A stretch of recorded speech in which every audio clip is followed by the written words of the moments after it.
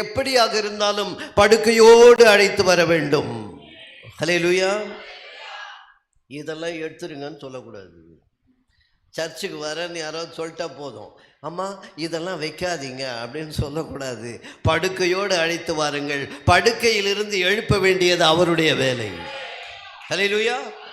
படுக்கையிலிருந்து நீக்குவது அவருடைய வேலை, அது அவருடைய பணி, அதை அவர் பார்த்து கொள்வார். சத்தியத்தையும் அறிவீர்கள், சத்தியம் உங்களை விடுதலையாக்கும். சத்தியம் விடுதலையாக்குவதற்கு நாம் வழியாக இருக்க வேண்டுமே ஒழிய நாம படுக்கையிலிருந்து இறக்கிடக்கூடாது. படுக்கையோடு அழைத்து வாருங்கள். அவங்க எப்படி வேணாலும் இருக்கலாம், அவர்களை அப்படியே அழைத்து வாருங்கள். வந்த பின்பு திரும்பி செல்லும் போது படுத்து வந்த படுக்கை எடுத்து செல்லும் படுக்கையாக மாறும். ஆண்டவர் என்ன சொன்னாரு? என்ன சொன்னாரு? உன் படுக்கை எடுத்துக்கொண்டு எங்க போ சொன்னாரு? வீட்டுக்கு போ. உன் வீட்டுக்கு போ. ஏன்னா நீ வரும்போது படுத்து நின்றது முதல்ல உங்க வீட்டில் தான் பார்த்தாங்கப்பா. முதல்ல அவங்களுக்கு தெரியட்டும். உன் வீட்டுக்கு போ. முதல்ல உன் வீட்டில் சத்தியத்தை சொல்லு. முன் வீட்டில் எத்தனையோ பேர் இருக்கிறார்கள். உன் உறவின் முறையில் நிறைய பேர் இருக்கிறார்கள். உன் தூரத்து சொந்தம் நிறைய இருக்கிறது. அவர்களுக்கெல்லாம் முதலில் நீ சத்தியத்தை சொல்லி அவர்களை படுக்கையிலிருந்து இறக்கு. நீ எப்படி வந்தாய் என்பதை பார்த்தவர்கள் உன் வீட்டினர். ஆகையால் முதலில் அவர்களுக்கு சாட்சியை சொல்லு. ஹல்லேலூயா.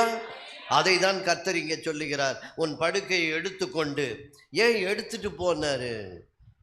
அந்த படுக்கையை படுத்து வந்த படுக்கை இப்பொழுது எடுத்து வரும் படுக்கையாக மற்றவர்கள் காண வேண்டும். ஆகையால் அப்படி செல்.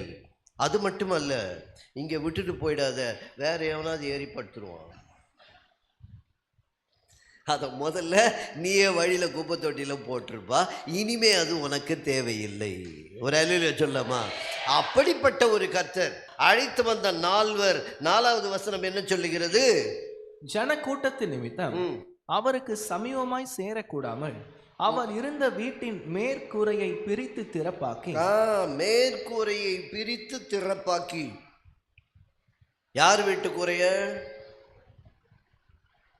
யார் வீட்டு கூரை? அது இயேசு கிறிஸ்து வீடு இருந்ததா இல்லையா? நரிகளுக்கு குழிகள் உண்டு, வீடு இருந்ததா இல்லையா? அதுக்கு தான் அந்த வசனம் கேட்டேன். அது கேட்ட உடனே இல்லைன்ட்டுவீங்க. இயேசு கிறிஸ்துக்கு வீடு இருந்ததா இல்லையா?